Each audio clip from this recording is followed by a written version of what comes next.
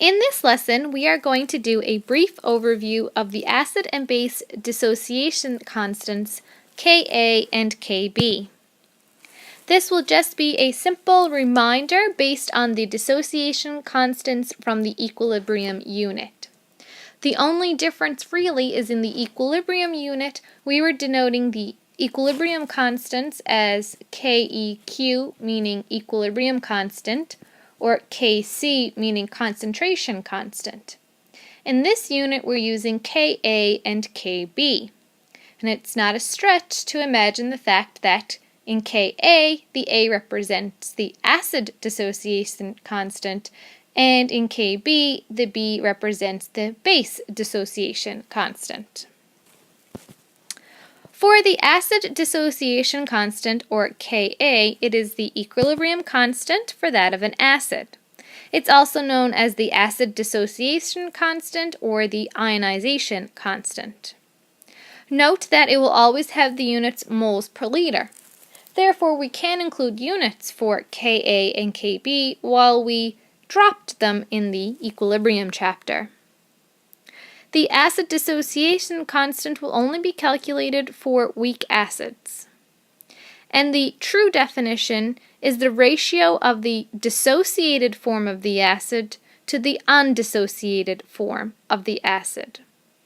The undissociated form means before it has been broken apart, and the dissociated form is the ion form of that acid.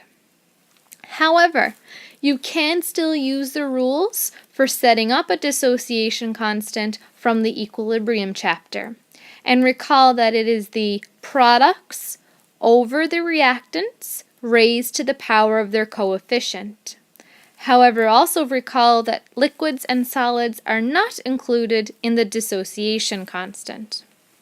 Therefore, for this example here, remembering that water is in fact a liquid, so it will not be included in the dissociation expression, we have Ka is equal to the concentration of CH3COO negative times the hydronium ion concentration all over that of the acid acetic acid. The value of Ka can also give us an indication to the strength of the acid or the strength of the base. For instance, if Ka is very small, then we know that the acid is a weak acid. If Ka is a larger number, we know that the acid is stronger.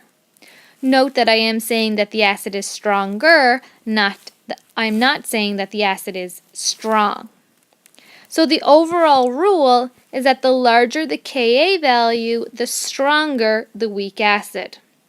Let's put that to the test. Which of the following is stronger, HCN or HCOOH?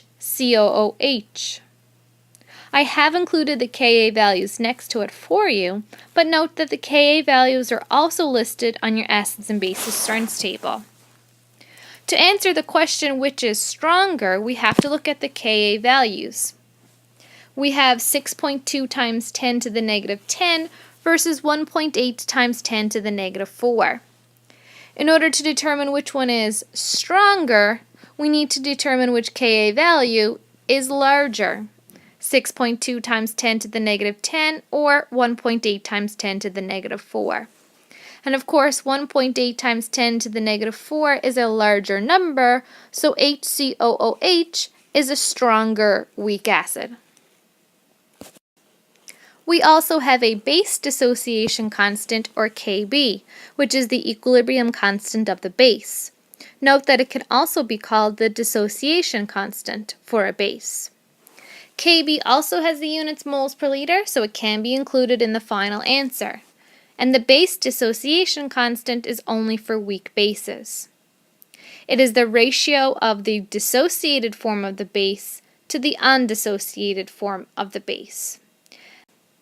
Again, when writing out dissociation expressions, it is always products over the reactants raised to the power of their coefficients.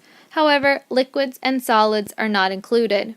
So if we were to write out the Kb for the ammonia to ammonium expression, Knowing again that water is a liquid and therefore not included, the KB would look like this.